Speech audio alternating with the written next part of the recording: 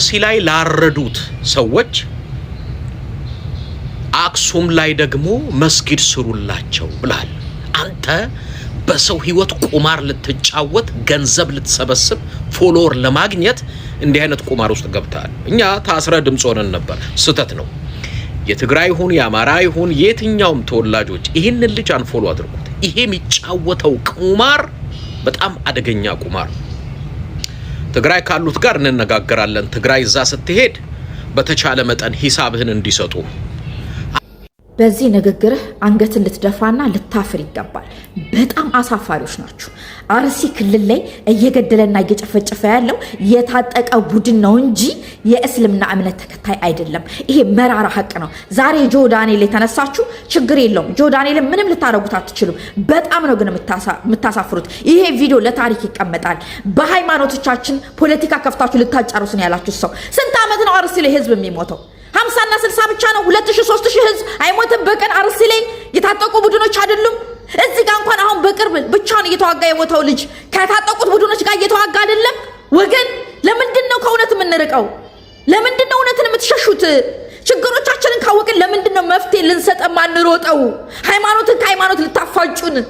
ስንት ዘመን አብረን የኖርን ህዝቦች ላይ ለምንድን ነው ልዩነትን የምትፈጥሩት? የቲክቶክ ጦረኞች ሂዱ እስቲ አርሲ ላይ ሄዳችሁ አጣሩ። አረ በመድኃኒዓለም ከእስልምና እምነት ላይ ውረዱ። ልብ ካላችሁ የታጠቁት ቡድን ብያለሁ ላይ ተነሱ፣ ታጠቁ። ከመንግስት ጎን ቆመን እንዋጋ። በቃ ይለይልን ብያለሁ። ወደ ታች ሄዳችሁ ይዩት። የታጠቁ ኃይሎች ናቸው። መረጃ ከፈለክና በውስጥ ነው ይልክልሃለሁ። እንዲህ ነፍ ወለ ቪዲዮ አላቸው እኮ ቲክቶክ እኮ ይጠቀማሉ እነሱ። አይገርምህም? ማን ምን እንደሚያደርግ ማለት ነው። በጣም ነው የምታሳፍሩት የኛ ልጆች። መስቀል አርጋችሁ በእንደዚህ በሃይማኖት ላይ የክርስትና ሃይማኖት ማንንም ሃይማኖት ጥሎ አይልም። ባትወድ እንኳን እንደምን አላችሁ? ይህ ቪዲዮ እንግዲህ ስለ አርሲና ስለ አክሱም በማስመልከት ይሆናል። ማብራሪያ መስጠት እፈልጋለሁ። በጣም ብዙ ሰዎች በአዶናይ ተናደዋል። በጣም ብዙ ሰዎች በአዶናይ ተከፍተዋል። አስመሳይ ነህ የሚሉ ሰዎች አሉ። ዋሽተህናል የሚሉ ሰዎች አሉ። ለምን አዳላህ፣ ዘረኛ፣ ፖለቲከኛ ብዙ ስሞች እየተሰጠኝ ይገኛል።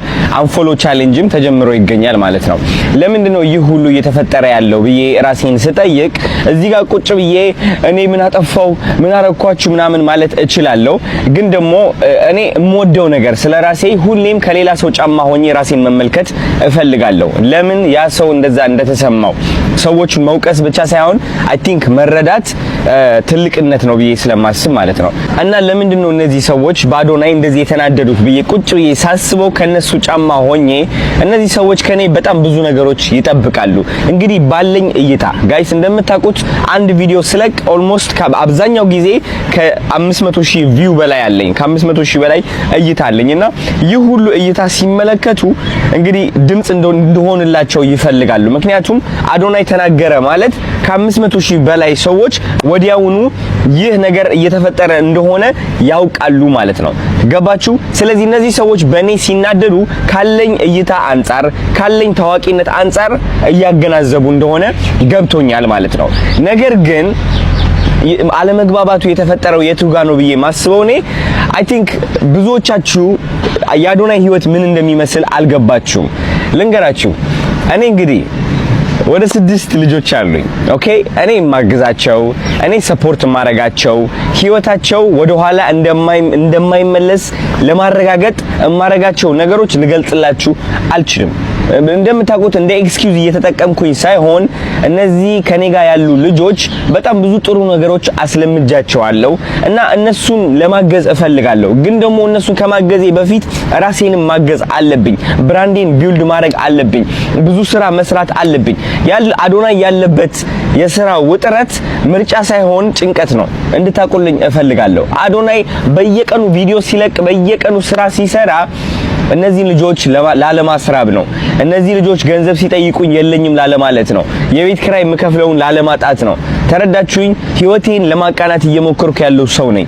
ይህ ነገር እንዴት አድርጎ ነው ከአርሲና ከአክሱም ጋር የሚያገናኘው ብላችሁ እየጠየቃችሁኝ ከሆነ ጋይስ እናንተ እንደምታስቡት ያክል ቲክቶክ ላይ እየገባው ስክሮል ማረግበት ጊዜ የለኝም። አብዛኛው ጊዜ ቀረጻ ላይ ነኝ እኔ። ኦፍ ኮርስ ገብቼ ስክሮል አረጋለሁ። ስክሮል ሳረግ ግን የሚመጡልኝ ቪዲዮዎች እናንተ ከምታስቡት ተቃራኒ አይነት ቪዲዮዎች ናቸው። because እኔ የምመለከተው አብዛኛው ቪዲዮ የውጭ ሀገር ቪዲዮዎች ስለሆኑ ማለት ነው። ስፔሻሊ ዱባይ ስመጣ ደግሞ አልጎሪዝሜ የውጭ ሀገር ነው የሚሆነው። አብዛኛው ቪዲዮዎቼ ባሳያችሁ ማስታወቂያዎች ናቸው፣ የአረብ ማስታወቂያዎች ነው የምላችሁ።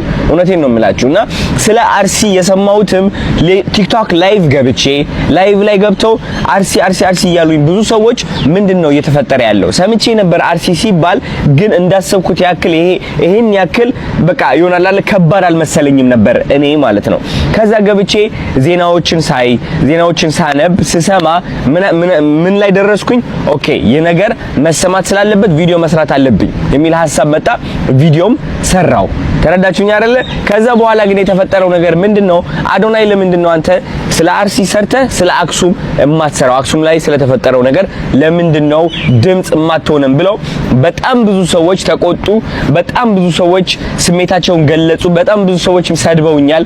ፎቶዎቼ እየተገለበጡ ኮሜንት ላይ እየገቡ በጣም ብዙ ኮንተንት ክሬተሮችም የአዶናይ ስም እያጠፉ አዶናይ እንዴት አስመሳይ እንደሆነ አዶናይ እንዴት እንደዋሸን እያሉ ሰው ለጥላቻ ለአንፎሎ እያበረታቱ ነበረ። and I think ስተቱ እዚህ ጋር ነው ያለው። ማለት እናንተንም ለመውቀስ ብዬ ሳይሆን እኔን አትሊስት እንኳን ስለሆነ ነገር ማሳወቅ ከፈለጋችሁ ትክክለኛ በሆነ ስነ ስርዓት ባለው መንገድ ቢሆን ደስ ይለኝ ነበረ። you know like ታውቁታላችሁ እኔ ሃይማኖት ውስጥ እንደማልገባ ታውቁታላችሁ፣ ፖለቲካ ውስጥ እንደማልገባ አልፈልገውም። ያ ህይወት ጊዜም የለኝም። ልጆቼ በምን አድርጌ ነው የምመግበው እኔ ራሴ እዛ መሃል ላይ ካስገባውኝ? ተረዳችሁ? የለኝም ጊዜ የሆነ አብልጬ የሆነ ነገር አሳንሼ የማየትም ጊዜ የለኝም። እኔ ራሴ ዓለም ላይ ነኝ ያለሁት እና ብዙ ሰዎች ያልተረዱኝ ብዬ ማስበው የምቀልባቸው ልጆች አሉ። 26 ዓመቴ ነው you know 26 ዓመቴ ነው እና በጣም በተቻለኝ አቅም እየሞከርኩ ነው ያለሁት። ተረዳችሁኝ? 6 ሚሊዮን ፎሎወር ብዬ ሳከብር ስታዩኝ ኦፍ ኮርስ የስራዬ ውጤት ነው። ግን ይህ ደረጃ ላይ የደረስኩት እኔ መርጬ እየመረጥኩኝ አይደለም፣ ግዴታ ስላለብኝ ነው። የመስራት ግዴታ አለብኝ። ቃል የገባሁላቸው ልጆች ስላሉ ማለት ነው። እናንተ ብዙዎቻችሁ ስለ አክሱም እንዲሰማላችሁ የጠየቃችሁበት መንገድ ትክክለኛ መንገድ አይደለም። እኔን በማውደቅ አይደለም ድምጻችሁን የምታሰሙት። እናንተ አዶናይ እንደ ወንድማችሁ ብታማክሩት ኖሮ እሱም እንደ ወንድማችሁ ሆኖ መደረግ ያለበትን ነገር አይቶ ያደርጋል። ችግር የለውም። ለምን ትዕግስት አልኖራችሁም እኔ ጋር ሲሆን? ገባችሁ? በጣም ብዙ ኮንተንት ክሬተሮች፣ በጣም ብዙ ታዋቂ ሰዎች ድምጽ አልሆኑ ለአብዛኛው ለአርሲና ለአክሱም ማለት ነው። ተረዳችሁ? እኔ ግን በቻለኝ አቅም እየሞከርኩ ነው ያለሁት። ስለዚህ ለምን ሁላችንም አብረን አንድ ላይ አንወቀስም ነው? ለምንድነው አዶናይ ታርጌት የተደረገው እንደዚህ? ለምን? ወይስ ከዚህ ያለፈ ሌላ ጥላቻ አለ ነው? እሱ ከሆነ ኦኬ በግልጽ ወይ ማውራት እንችላለን። እኔም ተረድቼ ቁጭ ላለው ማለት ነው። እሱ ካልሆነ ግን ለቀጣይ ብናስተካክለው ብዬ ማስበው የሆነ ነገር ካጋጠመ ወደ አዶናይ እየመጣችሁ መሳደብ አይደለም ያለባችሁ። እኔ ለራሴ ህይወቴ ለመቀየር እየሞከርኩ ያለው ልጅ ነኝ። ተረዳችሁኝ አይደለ? እየሰራው ያለው ልጅ ነኝ እኔ። እንዴት አድርጌ ሁሉም ባንዴ ማስኬድ እችላለሁ? 10 100 ነገር ባንዴ ማስኬድ አልችልም። አሁን ይህ ነገር በመፈጠሩ ብቻ እንኳን በቃ ላይክ አንዳንድ ሉዝ ማረጋቸው ስራዎች አሉ። ማልፈልገው አይነት እንትን ውስጥ ይከተኛል። ተረዳችሁ? ስለዚህ እኔ የምፈልገው ምንድነው ድምጽ አልሆንም እያልኩኝ አይደለም፣ ግን የምንግባባበት መንገድ እንቀይረው። ወደ ወቀሳ ወደ ስድብ አንግባ። ብዙዎቻችሁ ኮሜንት ላይ ገብታችሁ የሰደባችሁ ሰዎች እንኳን ቪዲዮ አልሰራችሁም። ስለ አርሲ ይሁን ስለ አክሱም የሰራችሁት ቪዲዮ ምንም የለም። ምንም አስተዋጽኦ አላደረጋችሁም እኔን ከመስደብና አንፎሎ ቻሌንጅ ከማስጀመር ውጪ ማለት ነው። እኔም ልክ እንደናንተ ሰው ነኝ። አንድ አዶናይ ነኝ፣ ሌላ አዶናይ የለም። ይህ አዶናይ ደግሞ አንድ ቦታ ላይ ፎከስ አድርጎ እየሰራ ነበረ። ስም መስጠት፣ መሳደብ፣ ማወዳደቅ፣ ማንቋሸሽ ይህን ነገር ተጠቅመ የአዶናይ ጉድለቶች ናቸው የምትላቸው ነገሮች እያወጣ ፎቶዬን እየገመጠልክ እኔን ከማንቋሸሽ ልክ እንደ ወንድም መተህ ማናገር ትችል ነበረ እኔን ነው። ይህ ነው ትንሽ እኔ ውስጤ የደበረኝ ማለት ነው እንጂ አክሱም ላይ ስለተፈጠረው ነገር፣ አርሲ ላይ ስለተፈጠረው ነገር ድምጽ ለመሆን ዝግጁ ነኝ እኔ። ሁሌም ዝግጁ ነኝ እኔ። ትክክል ያልሆነ ነገር ካለ ለመናገር ዝግጁ ነኝ እኔ። ግን እወቁልኝ አንድ አዶናይ ነኝ፣ አንድ ሰው ነኝ እኔ። ሰው በጠፋበት ጊዜ አንድ ሰው ተገኘ ብንል እሱንም እያዋከቡ እያስጨነቁት ይገኛሉ። እስኪ እነዚህን ቪዲዮዎች ተመልክተን እንመለስ። አንተ አስመሳይ፣ አክሱም ሰው ታረደ፣ አግዳ አክሱም ድምጽ መጥቶ ቆይ ትግራይ ትመጣለህ። እመጣለሁ። ምን አባሽ ልትሆኚ? እከካም ሀገሬ ነው። ዘና ብዬ እመጣለሁ። በጣም ይገርማል። ጆን ዳንኤል በየትኛውም ጊዜ ላይ ማለት ነው ኢንተርናሽናል ነኝ የህዝብ ልጅ ነኝ አላለም። ነገር ግን በተደጋጋሚ ጊዜ በተለያዩ ተግባሮቹ ማለት ነው የህዝብ ልጅ መሆኑን አስመስክሯል። ነገር ግን ይህንን በማድረጉ በሰሞኑን በአርሲ አካባቢ በተፈጠረው ነገር ለክርስቲያኖች ድምጽ ሲሆን በዛውም ለአክሱም ሙስሊሞች ፍትህ ብሎ ጠይቆ ነበረ። ይሄው እያዋከቡት ይገኛሉ። በተቃራኒ ደግሞ ሙስሊሞች የአዶናይ ተከታዮች ማለት ነው የአንፎሎ ዘመቻ ከፍተውበታል። ምክንያቱም የህዝብ ልጅ ነኝ፣ ኢንተርናሽናል ነኝ፣ የእናንተው ድምጽ ነኝ ሲል ነበረ በተደጋጋሚ ጊዜ። ነገር ግን አሁን ያ ክፉ ጊዜ ሲመጣ ማንነቱን አሳየ። በዚህም አማካኝነት በርካታ ከ100,000 በላይ ሙስሊሞች ፎሎ አንስተውበታል። ሌሎችም ዘመቻውን እየተቀላቀሉ ይገኛሉ ማለት ነው።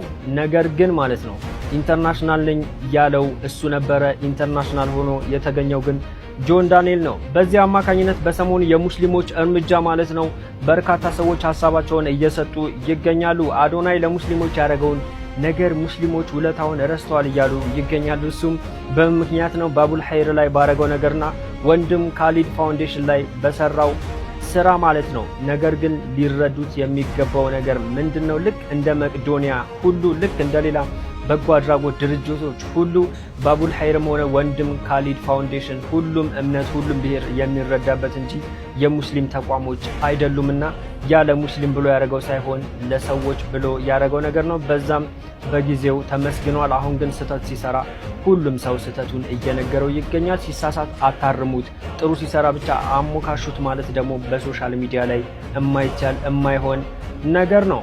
ሙስሊሞች በዚህ አስቸጋሪ ጊዜ ሰው ሆኖ የተገኘው ደግሞ ጆን ዳንኤልን ይኸው እያዋከቡት ይገኛሉ። ሪፖርት እያደረጉበት እየዛቱበት ይገኛሉ። ሙስሊሞች ደግሞ አጋርነታችሁን ልታሳዩት ይገባል። ግቡና በደንብ ኮፒ ሊንክ አድርጉለት።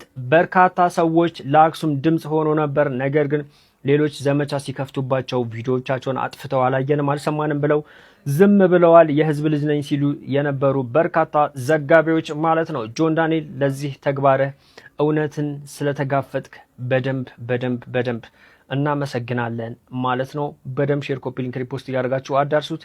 ኮሜንት ላይ ደግሞ ሜንሽን አድርጉት።